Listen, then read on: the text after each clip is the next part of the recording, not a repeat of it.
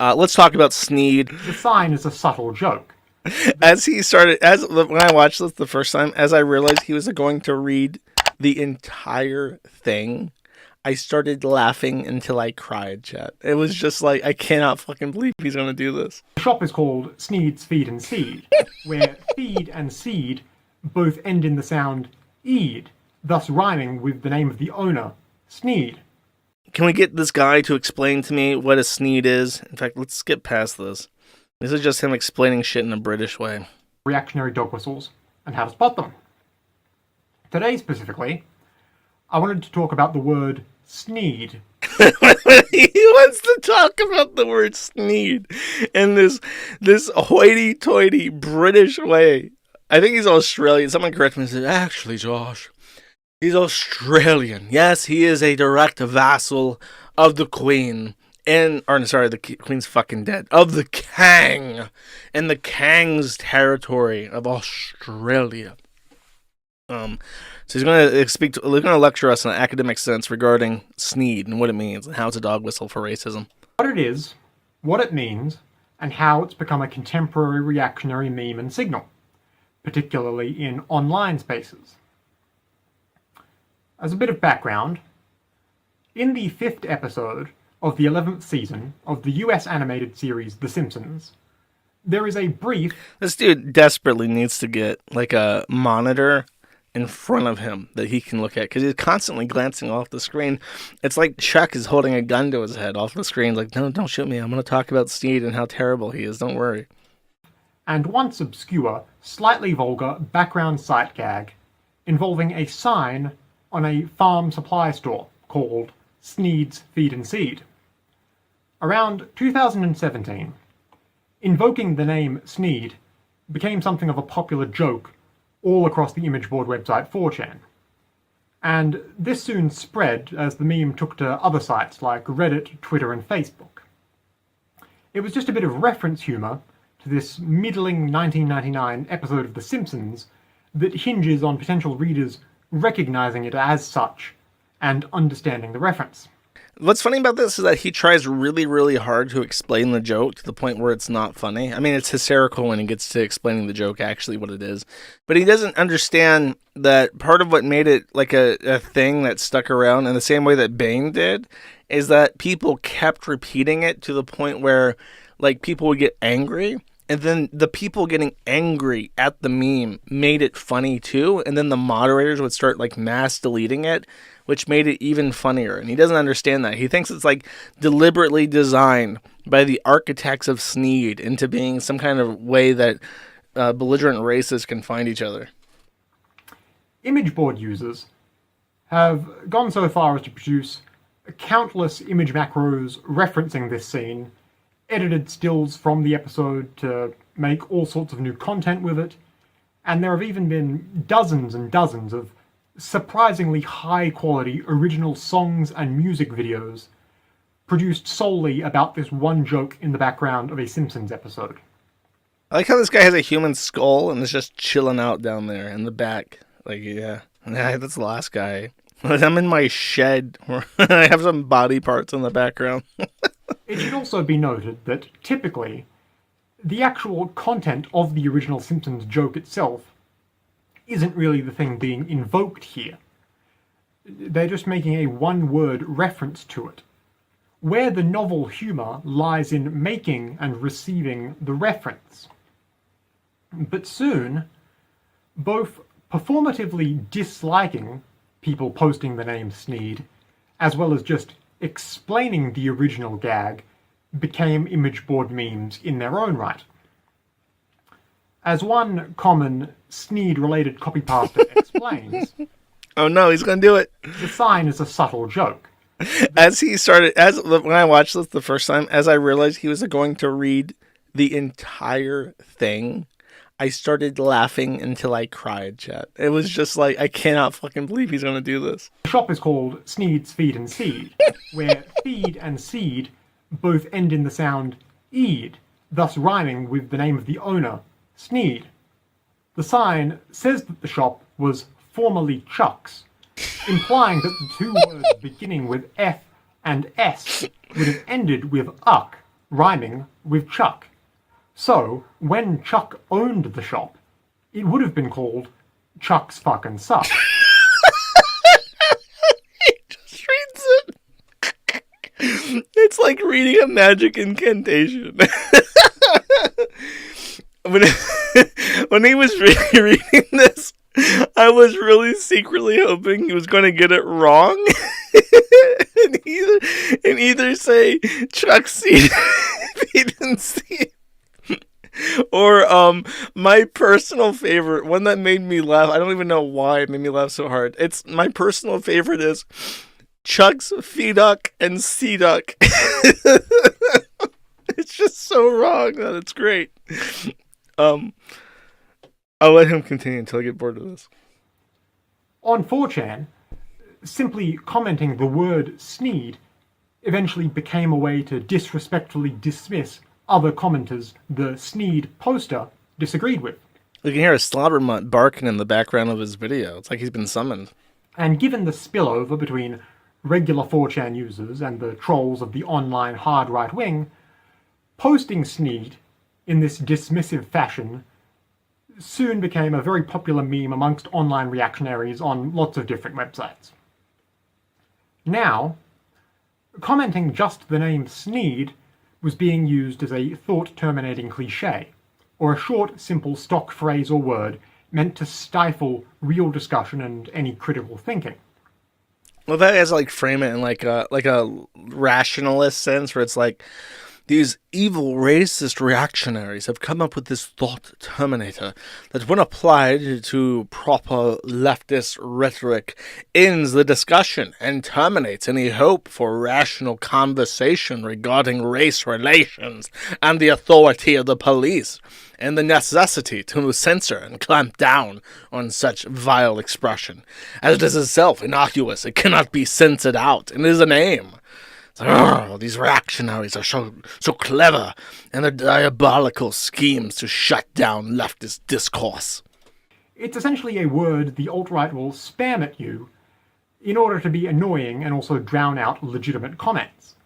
But when they do this, on a public platform like YouTube for instance, it's also understood among reactionaries generally to be a signal to one another that all the people commenting Sneed are on board with and familiar with all these obtuse 4chan terms. Therefore, you can generally infer that anywhere with a high concentration of people posting Sneed is likely an alt-right safe space, if you will. Don't post Sneed, chat. It makes people think it's a racist area. An archetypical dog whistle, just perhaps not a particularly subtle or unobtrusive one. So, if you ever happen to see people online mindlessly commenting the word Sneed, all apropos of nothing, now you know the simple reason why. As with any dog whistle or obtuse reactionary internet term, it does help to be able to spot these sorts of things, so you can suss out the situation properly and figure out whether or not someone might be trying to sneakily post alt-right adjacent content. And you can only figure the situation out properly. I'm just imagining some guy, his name is like Floyd Sneed, and he's like, I sure do love talking about unions. I'm gonna join this BreadTubers unionist Discord and have a conversation about how I can organize local proletariat in my area to rise up against the bourgeois interests which hold us down. And then he like joins and says, hi, my name is Floyd Sneed. I'd like to talk about unions. And then instantly just some Jenny's like, what the fuck?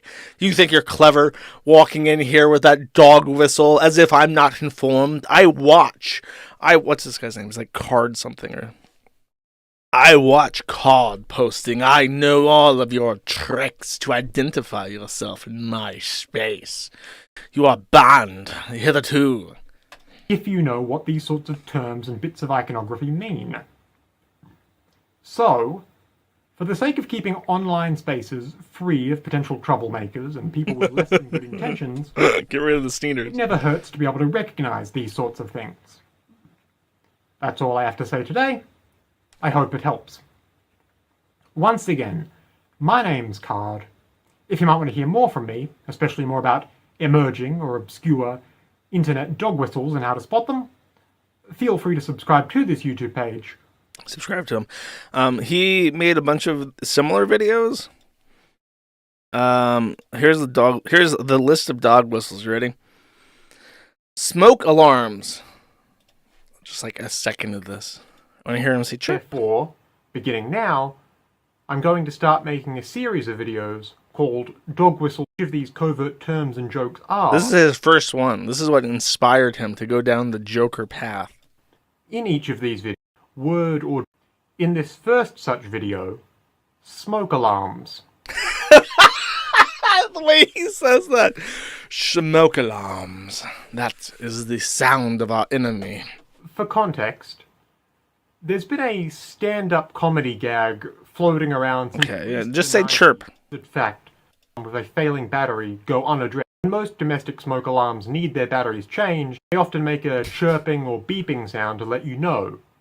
So, joking that you can hear a faint, unexplained beep coming from inside someone's house is meant to be comedic shorthand for saying they couldn't afford a new 9-volt battery. Observational humor used it as the basis for a lot of amateur comedy skits. Say and they're chirp. making them, claiming that it's a serious sign of negligence and that it's a black person thing.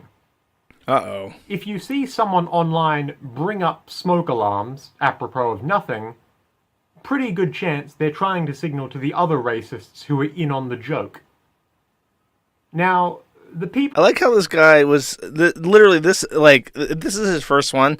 This guy was so befuddled at the concept of a smoke... Like, people talking about chirps and smoke alarms that he was like, I have got to bring these dog whistles to the forefront of leftist discourse so that they will know these things and not be tricked or deceived by Nazis in the chat. Like, this is like chirp. That's what made him go, my God, I have to do something. I have to do a deep dive.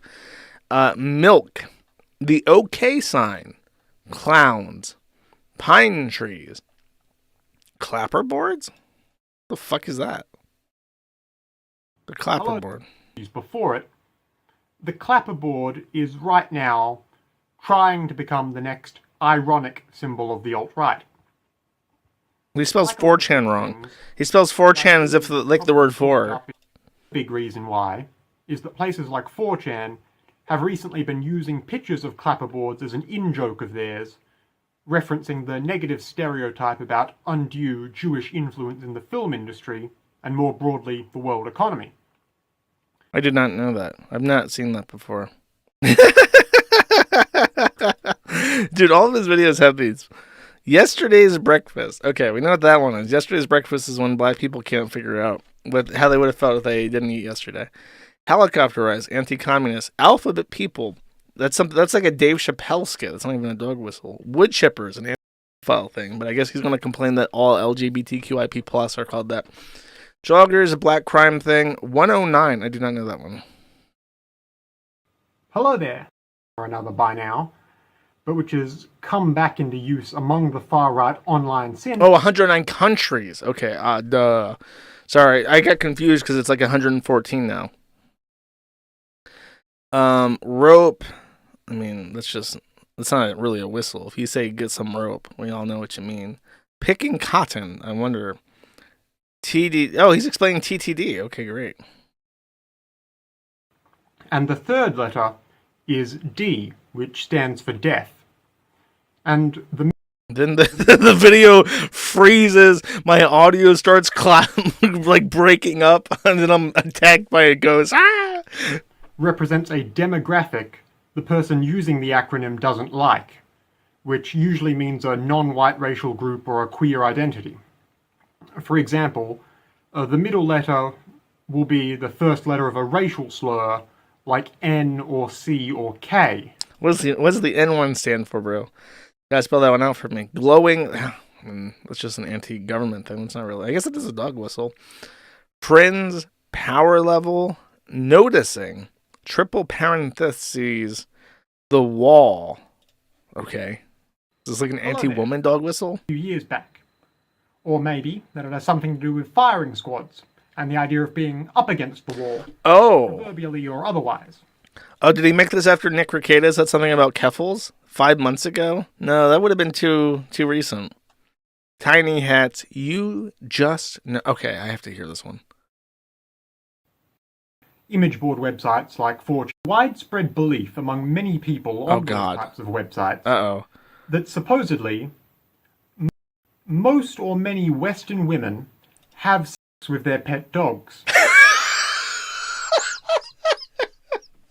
It's impossible to address these things without sounding like a fucking lunatic. Or fantasize about doing so.